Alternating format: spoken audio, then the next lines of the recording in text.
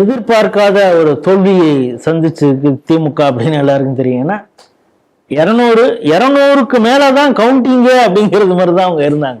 200ங்கிறது damn sure, அதுக்கு மேலதான் கவுண்டிங்கே அப்படின்னு. இன்னும் சொல்லப்போனா ஒரு டெல்டா பகுதிகளில் பிரச்சாரம் பண்றப்ப அப்போ ஒரு மாவட்டம்னா அதுல ஒரு சுத்தி இருக்கிற எல்லா சட்டமன்ற வேட்பாளரும் அழைச்சிட்டு வந்து இவங்களெல்லாம் நான் வந்து அமைச்சராகவே இவங்கெல்லாம் ஆக போறாங்க, ஒத்துக்கிறீங்களா அப்படின்னா அப்படின்னு அழைச்சிட்டு வந்தவங்களாம் சொன்னோன்னே நீங்கள்லாம் ஜெயிச்சிட்டீங்க அப்படின்னாரு. அதுல 3-4 பேர் அவுட்டு. அதுல அந்த உயரமா ஒரு ஆள் மன்னார்குடியில டிஆர்பி ராஜா அவெல்லாம் தோத்துட்டான்னு வைங்க. இப்படிதான் அவர் சொன்னாரு. கடைசியில பார்த்தா இவரு எல்லாருக்கும் பாஸ் பண்ணிடுவாங்கன்னு நினைச்சா இவரு ஹெட்மாஸ்டரே ஃபெயில் ஆயிட்டாரு அந்த எக்ஸாம்ல அப்படிங்கிறது தான் தெரியுது. இப்போ நான் வந்து அந்த தோல்விக்கு பொறுப்பேற்றுக்கிறேன் அப்படின்னு சொல்லிட்டு நல்லா மண்ணெல்லாம் அவருக்கு முகத்துல எல்லாம் வந்துருச்சு. ஆனா அதெல்லாம் தொடச்சிட்டு இல்ல வந்து சூரியன் இல்லாம இங்க தமிழகத்துல ஒண்ணுமே நடக்காது, நம்மளுடைய கூட்டணி தேவையினாலதான் இந்த தாவேக்காவே இப்பொழுது ஆட்சிக்கு வந்திருக்குன்னு சொல்றாங்க. இந்த உதார எப்படி பாக்குறீங்க? அது அவர் அந்த வேட்பாளர் எல்லாம் பார்த்து இவங்கெல்லாம் அமைச்சராக போறாங்க அப்படின்னு சொல்லும் போது இந்த பாக்யராஜ் ஒரு படம், இந்த தமிழர்களுக்கு ஈஸியா புரியணும்னா சினிமா உதாரணத்தோட சொன்னா பட்டுன்னு புரியும். நான் கேவலப்படுத்துறது இல்லை, ஒரு உதாரணத்துக்காக ட்ரெண்டிங்ல சொல்றீங்க. கவுண்டமணி வந்து அந்த சம்பந்தியா வருவாரு, செந்திலுக்கு சட்டையில நீ எனக்கு ஈக்குவலா சட்டப்படாத என்ன அப்படின்னு ஒண்ணு இப்படின்னு கும்பிடுவான் இப்படின்னு கும்பிடுவான் அப்படின்னு கும்பிடுவான். அந்த ஒரு சினிமா ஒண்ணு, அதுல வந்து ஒரு பத்திரிகை ஞானப்பழம் அப்படின்னு ஒரு பத்திரிகை நடத்துவார் பாக்யராஜ். அதுல வந்து பாக்யராஜுக்கு தாத்தாவ ஒரு கேரக்டர் வரும். ஏய் பேராண்டி கிளம்புறா, தண்டி யாத்திரைக்கு போனோம், மகாத்மா காந்தி கூப்பிட்டு இருக்காரு, வந்தே மாதரம். அது நல்ல விஷயம். அது கிட்டத்தட்ட ஸ்டாலினும் அந்த மனநிலை பிறந்தவ மாதிரிதான் என்னுடைய இதுல பார்க்கும்போது அதுல அந்த மாதிரிதான் ஒரு ஜோக்ஸ் அப்பாட் உங்களுடைய நம்பிக்கை. அது காரணம் இந்த நெல்சன் சேவியர் போன்ற கொத்தடிமைகள்லாம் 180+ உறுதியாகிவிட்டது. இது மார்ச் கடைசி வாரம், ஏப்ரல் முதல் வாரம் 201+ குறித்து வைத்துக் கொள்ளுங்கள், 4ஆம் தேதி சந்திப்போம் இப்படின்னு ஒரு குரூரமா இந்த திமுக வந்து அவங்கள வந்து ஒரு உளவியல் தாக்குதல் தான் இதெல்லாம். ஒரு கட்டத்துக்கு அப்புறம் அவங்களை ஏத்து யாராவது ஜெயிச்சாலே அதுவே ஃபேக் அப்படிங்கிற அளவுக்கு எல்லாம் பேச இருக்கும். 6 மிஷின்ல ஏதாவது வேலை பார்த்துட்டு இருந்தாதான் ஜெயிக்கவே முடியும், வாய்ப்பே இல்லைன்னு வேற சொல்லி அருமை நண்பர் ஜீவசகாப்தன் வேற சொல்லியிருக்காரு. அதுல வந்து விடயம் சொல்லியிருக்காரு. அதுல வந்து எப்படி பொன்ராஜ் எல்லாமே பாருங்களேன், இவனை எல்லாம் கிட்டத்தட்ட இப்ப வந்து அக்னி நட்சத்திரம் கத்திரி வெயில் வேற ஆரம்பிச்சிருச்சு, மரகரண்ட கேஸ். அதனால இந்த வெயிலுடைய தாக்கம் தாங்காம தோல்வியோட தாக்குதல் ஏற்கனவே இருந்த ஒரு அந்த ஃபூல்ஸ் பாரடைஸ்.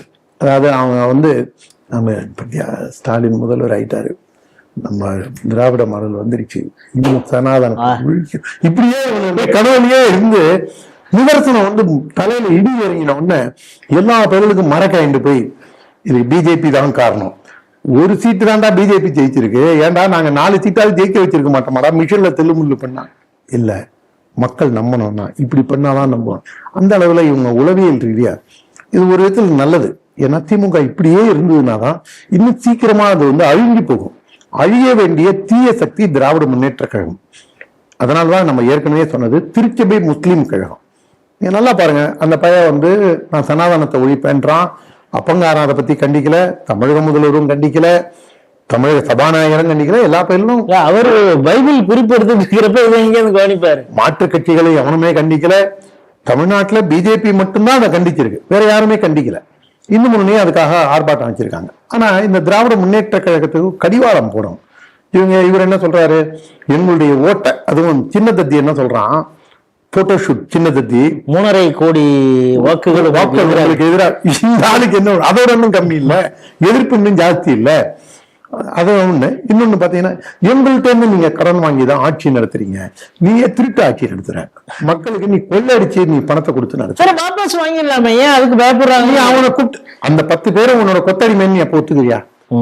அப்ப நீ கொத்தடிமையா தானே நீ வச்சிருக்க. அப்போ இதுல இங்க இருந்து நீ உங்க வந்து குலக்கல்வி, சனாதனம் இதெல்லாம் வந்து எதிர்மறையான அர்த்தங்களை சொல்லி மக்களை வேணும்னே திசை திருப்பறதுக்காக சொல்றேன்னா, உன்னுடைய கருத்துல நீதான் சனாதனம், நீதான் குலக்கல்வி, நீதான் அடிமையா வச்சிருக்க. எடப்பாடியே அடிமை என்ன? இப்ப அந்த 4-5 கட்சியும் IUML, வலது இடது, ஓலா யூபர் வாயர் இந்த 4 கட்சி அடிமை கட்சியை வச்சிருக்கிறது யாரு? உனக்கு தெம்போ திராணியோ இருந்தா அவனை கூப்பிட்டு பா கிடையாதுப்பா வாபஸ் வாங்க சொல்ல, நீ ஏன் சொல்ல மாட்ட? இப்ப இவர் என்ன சொல்றாரு, சோஃபா மாடல்னு புதுசா சொல்லியிருக்காரு. அப்ப திருமாவளவன் ஆபீஸ்க்கும் சோஃபா போனுச்சு. அவர் என்ன சொல்றாரு, நாங்க இந்த சோஃபா எப்போவோ ஆர்டர் கொடுத்துட்டோம், டெலிவரி அவங்க கொஞ்சம் லேட்டா எடுத்துட்டு வந்துட்டோம் அப்படிங்கிறாரு. இவங்க சொந்த கட்சிக்காரங்களே நீ வந்து விலை போயிட்டடான்னு சொல்றாரா என்னன்னு? எல்லாரும் இவங்க என்னெல்லாம் தான் திருடி பிறரை நம்பா. நாம இந்த இடத்துல இருந்தா என்ன பண்ணிருப்போம், புஷ்பா படம் மாதிரி அப்படின்னு அப்படியே ஒரு ஜோக் அடிக்கிறாராம். அவங்க தாத்தா மாதிரி இவருக்கு அப்படியே தான். உங்க தாத்தாவாவது அவரே சொந்தமா யோசிப்பாரு. அந்த ஆளுக்கு கொஞ்சம் நகைச்சுவை உணர்வும் உண்டு.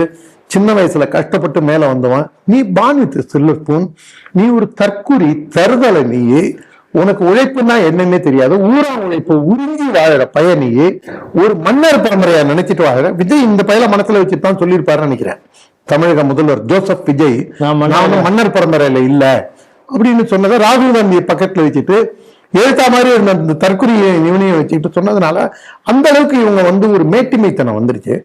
அதனால இவங்க தொடர் தோல்விகளை சந்திக்கணும்னா இந்த மாதிரி ஒரு ஆணவத்தோட நடந்துக்கணும். வாக்கு கேட்கப்போ போட்டுறீங்களா எல்லாம் 2000 ரூபாய் வாங்க டேக் இட்.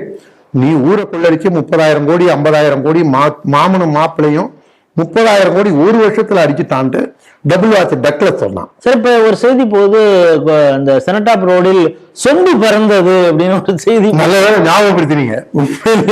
இதை வந்து நாம யாராவது சொல்லிருந்தா பரவாயில்ல. விகடன் இவங்களுடைய நோட்டீஸ் முன்னாடி எல்லாம் ஆனந்த விகடன் ஜூனியர் விகடனுக்கு ஒரு நேர்மை இருந்தது.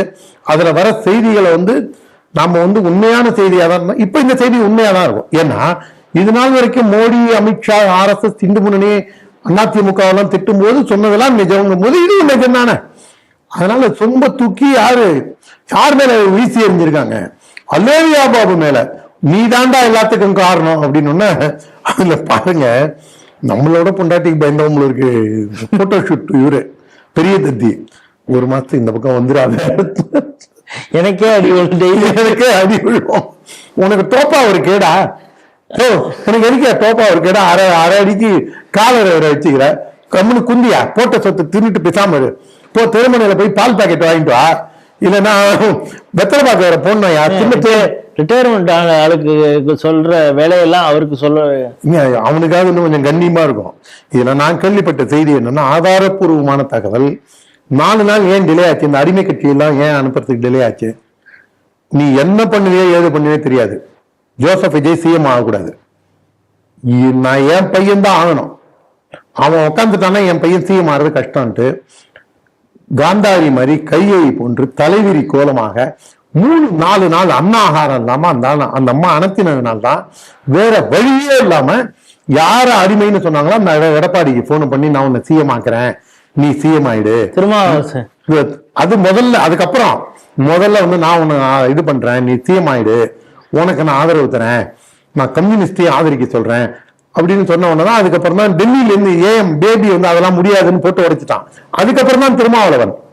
இவங்களை பொறுத்த வரைக்கும் இவங்க கையை காந்தாரி மாதிரி தலைவிரி கோலமா அந்த அம்மா அழுது அரத்தி ஒரே வீடு முழுக்க வந்து ஒரு தொண வேண்ட மாதிரிதான் அந்த அம்மா இருந்திருக்காங்க, துக்கமா இருந்திருக்காங்க. 3-4 நாளைக்கு அவங்க வந்து பார்க்கிறவங்க எல்லாம் திட்டி தீர்த்து அதுக்கப்புறம் ஜோசப் விஜய், இது அண்ணன் ஹெச் ராஜா சொல்லும் போது எல்லா பயலும் துள்ளி குதிக்கானே. இப்ப இந்த பயலும் எல்லாம் சொல்றாங்கல்ல கேடு கட்ட, அவரே சந்தோஷமா சொல்லிக்கிறாரு ஜோசப் விஜய். நான் என்ன சொல்றேன், இந்த கேடு கட்ட கூமுட்ட பயலும் எல்லாம் அப்ப ராஜா சொன்ன போது நான் ஏசினது தப்பு, எங்களை மன்னிச்சுங்க ஒரு வார்த்தை சொல்லிருக்கணுமா இல்லையா. சன் டிவி ரிசல்ட் வர அன்னைக்கு ப்ரொஜெக்ஷன் வரும்போது ஜோசப் விஜய் தான் முதல்ல சொல்ல ஆரம்பிச்சு அதிகமா பிரசங்கம் பண்ணது சன் டிவி. இப்ப இதுக்கெல்லாம் காரணம் என்னன்னா, அந்த அம்மா வந்து என் பையன் நாளைக்கு முதல்வராகவும் போயிட்டான்னா என்ன பண்றதுன்னு அந்த கோபத்துலதான் ஒன்னாலதான்டா இந்த கட்சியே நாசமா போச்சு. நாம சொல்லும் போதெல்லாம் அந்த துர்காமா கேட்கல, நீ கோவிலா போகலாம், நீ என்னவனா செய்யலாம், ஆனா அவன் செஞ்ச பாவம் எல்லாம் எங்க போகும், நீ புண்ணியம் தேட பார்க்கலாம். நீ அதாவது இன்னொன்னு முக்கியமான விஷயம், இந்த பையன் சனாதனத்துக்கு சொன்னல அவங்க ஆத்தாக்காரி ஒட்டக பூஜை எல்லாம் வேற பண்ணிச்சு. 108 ஐயரு சுமங்கலிகளுக்கு பூஜை கொடுத்தாங்க. அப்போ போய் அவங்க அம்மாவையே என்ன நினைச்சிருக்கேன்னு முடிய பிடிச்சி இழுத்துட்டு வரலாம்ல, நான் சனாதனத்தை ஒழிக்க வந்தேன் அப்படின்னு. ஆனா அந்த அம்மாவுடைய பூஜா பலன்களுக்கெல்லாம் ஏன் இது பண்ணனா, புருஷனும் பிள்ளையும் சேர்ந்து மக்களை வந்து நோகடிச்சு துன்பக் கடல்ல ஆழ்த்தி பண்ணதுனால இந்த ரிசல்ட் வந்திருக்கு. இன்னும் இது போன்ற இன்னும் பல்வேறு விதமான சுவாரஸ்யமான சம்பவங்கள், சொம்ப தூக்கி எரிஞ்ச ஒன்னா இருந்தாலும் ஜஸ்ட் மிஸ்ஸிப்புல இருக்கு, மண்டை கண்டா எதுவும் ஓடையில அவனுக்கு நவுந்துட்டான். அதுக்கப்புறம் அழுதுருக்கான், அங்கேயும் நடிக்காதரான்னு இருக்காங்க. இன்னொன்னு பாருங்க, குளத்தூர்ல போய் ஏதோ பண ஊர்வலம் போகும்போது அப்படிங்கிறான், கண்ணு சிரிக்குதுங்க. வாயில ஆட்சியில இருக்கிறப்ப பெண்கள் ஒரு பக்கம் ஆண்கள் ஒரு பக்கம் ஆட விட்டு இவரை ரசிக்க வச்சு எல்லாம் பண்ணான். அதுக்கப்புறம் ஒப்பாரி பாடல்கள். ஒரு பக்கம் சுகம் வரும்போது இன்னொரு பக்கம் துக்கம் வரதானே செய்யும். நீ இந்த துக்கத்துக்கு அப்புறம் சுகம் வந்துடக்கூடாதுங்கிறதா நம்மளுடைய இது. நீங்க எப்படி இந்த துன்பக்கடலையே இருங்கடா அப்படிங்கறதா நம்மளுடைய ஆசையும். இந்த அலேலியா பாபு முடிஞ்ச வரைக்கும் திமுக டேமேஜ் பண்ணி வச்சிருக்கான். இப்ப காந்தாரி கைகேயா அக்கா அவங்க வேற பாடாப்படுத்தி அந்த ஆளு இன்னும், நீ ஏன் நீங்க குந்திருக்க, போய் 2 ரூபாய்க்கு வெத்தலை பாக்க வாங்கிட்டு வா, போ சுண்ணாம்பு வச்சு வாங்கிட்டு வா, நான் சாப்பிட்ட உடனே போடணும், எனக்கு ஜெரிக்க வேணாமா அப்படின்னு இன்னும் ஸ்டாலின் சொல்லாதான் பாக்கின்னு நினைக்கிறேன். கிட்டத்தட்ட அந்த ட்ரீட்மெண்ட் தான் போயிட்டு இருக்காங்க. இது இன்னும் கொஞ்சம் பொறுத்து இருந்து நம்ம ரசிச்சு பார்ப்போம்.